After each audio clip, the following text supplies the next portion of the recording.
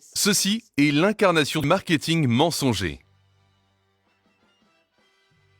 Des milliards de personnes boivent du Coca-Cola quotidiennement. Mais le Coca-Cola ne fait pas partie du régime alimentaire humain. C'est une petite canette remplie de sirop de maïs à haute teneur en fructose. Voici la quantité de sucre sous forme de sirop de maïs que vous donnez à votre organisme quand vous buvez ça. C'est l'une des plus grandes prouesses au monde en termes de marketing à la fois génial et irresponsable. C'est ce qu'on appelle essentiellement un produit pourri-tastique, dont personne n'a besoin et que personne ne désire vraiment. Sauf que Coca-Cola crée ce désir. Quel bienfait le Coca-Cola apporte-t-il physiquement? Voici James Quincey, PDG de Coca-Cola, en train de se faire cuisiner par le journaliste Jeremy Paxman. Comme le dit la présentation, ça contient du sucre. C'est de l'énergie. Est-ce une nécessité absolue? Non, ça ne l'est pas. Le sucre est une drogue. D'après l'OMS, un adulte normal ne devrait pas consommer plus de 25 grammes de sucre par jour. Rien qu'une canette de Coca-Cola en contient déjà plus. Et aujourd'hui, grâce à la science, nous savons que le sucre est plus addictif que la cocaïne. Il est profondément nocif pour le corps, mène à l'obésité et au diabète, mais aussi a un impact négatif sur les niveaux d'énergie et influence la réflexion en affectant la mémoire et la productivité au travail. En quantité excessive, le sucre est l'une des substances les plus dangereuses pour le corps. Regardez ça. 23 sachets de sucre dans ce seul récipient. C'est l'équivalent de presque 70 grammes de sucre. 44 sachets de sucre dans celui-ci. 44. Ça fait 140 grammes de sucre. D'après l'OMS, c'est la quantité raisonnable de sucre pour une semaine. Mais vous pourriez la consommer dans le temps nécessaire pour regarder un film.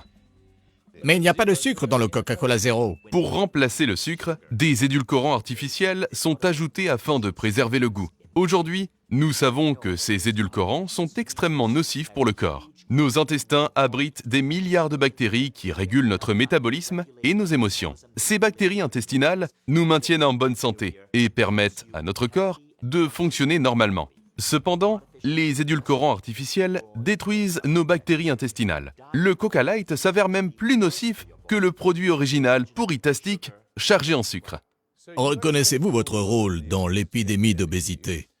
En tant que contributeur de calories au régime alimentaire britannique, bien sûr, nous le devons. Contre l'obésité. Il y a 30 ans, nous avons créé en Europe Coca-Cola Light, notre première boisson pétillante, sans sucre et sans calories. Parlons des calories. Entre 200 calories de brocoli et 200 calories de Coca-Cola, quelles sont les meilleures? Toutes les calories ne se valent pas. L'argument des calories est utilisé pour vous mentir sur le fait que le Coca-Cola est une substance dangereuse. Plus vous pensez qu'une calorie est une calorie, que si vous mangez moins et faites plus d'exercice, alors ça ira. Mais ce n'est pas le cas. Nestlé le fait. Coca-Cola aussi. Ils vous font culpabiliser en disant « Tout va bien, buvez notre produit. Et si vous voulez rester en bonne santé, vous n'avez qu'à faire de l'exercice. » Ils associent leur marque à des événements de santé. Mais la science montre que 80 à 90% de votre silhouette n'est pas le résultat de votre activité physique, mais de ce que vous donnez à votre corps. C'est pour ça que nous nous assurons à informer le public. Nous n'essayons pas de cacher les informations relatives aux ingrédients du Coca-Cola classique. Mais vous le faites. Nous les mettons dans les publicités. C'est un mensonge. Ce n'est pas dans leur publicité. Les publicités de Coca-Cola misent sur l'émotion. Elles parlent à votre cœur, répriment votre logique et vos connaissances sur la santé pour que vous achetiez leur drogue.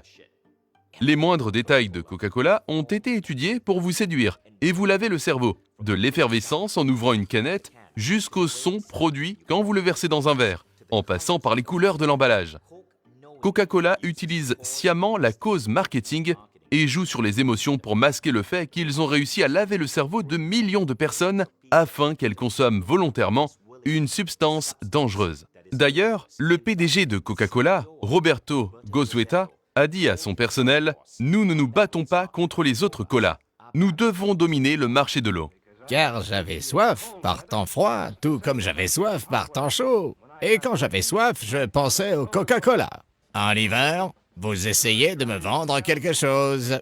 Alors, agissez. Améliorez la santé des gens dont vous vous souciez. N'hésitez pas à partager cette vidéo. Vous pouvez même la raccourcir, l'éditer, la doubler, la traduire dans votre propre langue, la mettre en ligne sur votre propre canal de YouTube, Facebook ou Instagram. Mais aidez à faire passer le message.